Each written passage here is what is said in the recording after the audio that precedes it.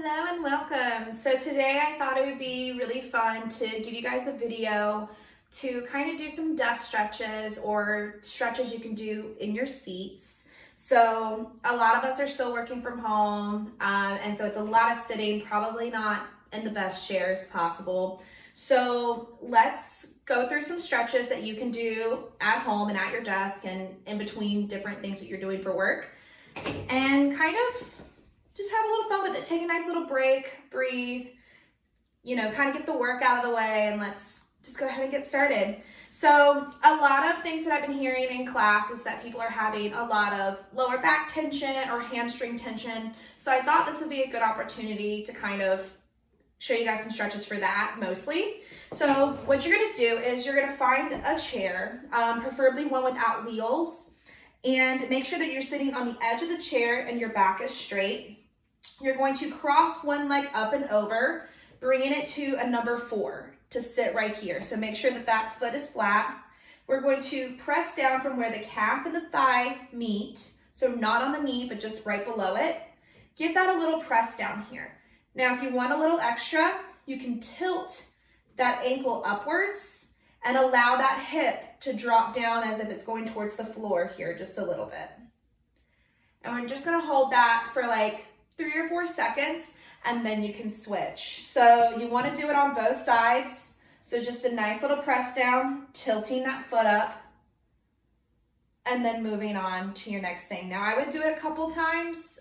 So 2 to 3 times every hour or so that you're sitting is probably the most recommended variation of that I could recommend for you.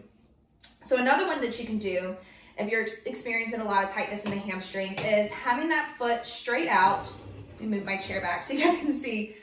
Putting the foot straight forward, having the other leg on the ground so that foot is down. We're gonna reach with the opposite arm. You can also hold onto the chair here to give yourself some balance. If you do not need the balance, you can bring both arms down. But if you need the balance, you could be here holding onto the chair. And it's okay if that knee's not completely straight. It's not going to be for most people. After you do it a few times or, kind of get in the routine of doing it, you'll notice that flexibility will change there and you'll eventually be able to straighten out that knee completely. So again, you're just gonna hold it there for a few seconds, bring it back up to a neutral position before stretching the other leg out, and then again, reaching. So we always wanna reach with the opposite arm first, because that's where you're gonna get the maximum amount of stretching here. So it's pulling that body kind of in a diagonal position versus a straightforward position. You're gonna feel it a whole lot more with this right here. So again, if you can't get a hold of the foot, holding onto the ankle is also fine too, or just reaching for it.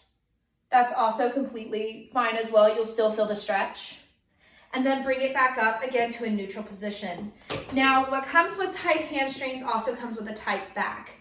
So what you'll want to do is, again, make sure you're sat on the edge of the chair, grab the back part of your chair and the side of your thigh, and twist yourself into a nice side motion. Now, you don't want to twist to the point where you strain the back of any sort. So literally turn to your flexibility. Don't try to force it too much. And then release. And then you'll just do the same thing on the other side. Nice little turn here. And then release. So that's something that you can do for the back and the hamstrings. For upper body, we have a lot of tension right here in the neck. What you can do is you can grab the back part of your chair or hold your arm out straight or behind you and tilt the head to one side, kind of almost like leaning to one side and holding on to the back of that chair or even the seat of the chair. And you should feel a nice pull go all the way down the arm and up the neck here. So it's just a nice little light pull. And when you go to switch to the other side, make sure you go back to neutral, grab that side of the chair again, and you're just gonna tilt to the other side. So letting that head just drop and let it hold there. So if you do want a little extra, so say you're not feeling it as much, you can take your opposite arm and let it rest on the head, just creating a little extra weight from that arm pressure. So you're not pulling on the head, you're just resting that arm on the head and then bringing it back to neutral.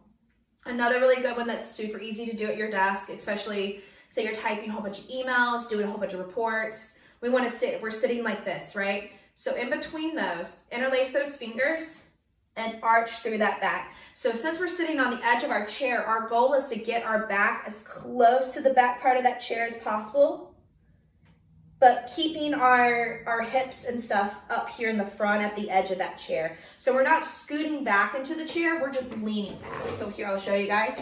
We're gonna be here, and I lean back into the chair, so my butt's still on the edge of the chair here, but my back is now touching the back part of my chair. So I'm arching inwards, creating a nice C shape with my body, and that will help relieve a lot of tension up here in the chest and in the back. That right there, the head tilts will get rid of any sort of neck or shoulder tension as well. Another really good one is if you are not so ergonomically appropriate at your desk. So if your monitor's sitting way too high or sitting way too low, you may start to notice that you're creating almost like a lump of tension back here. So you may even physically see like a hump or a lump in the back part of your neck, and it's from holding your head into a certain tension position. So in order to reduce that or to prevent it, we're going to take our hands onto the base of our neck, just the fingertips, and we're going to press backwards. So we're almost trying to make our elbows meet each other but behind us. So we're pressing through the chest, squeezing through those shoulder blades and holding it there. I would say hold it there for about 3 to 5 seconds.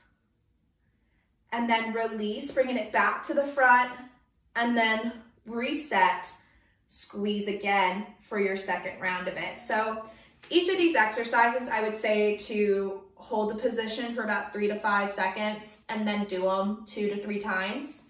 And then throughout the day, you'll want to do it at minimum at least once every hour of your workday, just because we are sitting and we do get very into our jobs and into our work that we're doing, that we do forget that we do need to stretch. We're holding a position for quite some time, and those muscles and those joints are going to get very solid and cold sitting there like that. And you are shortening those hamstrings and those IT bands while sitting at your desk, and especially if you don't have ergonomically friendly chairs, such as my own chair. It's a wooden chair, so that is not good for me ergonomically.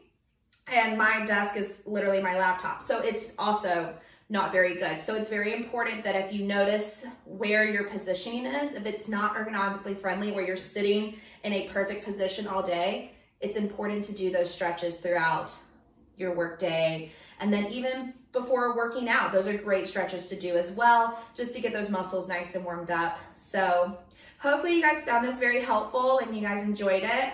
We'll try to do more videos like this for you. Maybe smaller workout videos or more stretching or even desk workouts if you guys would like.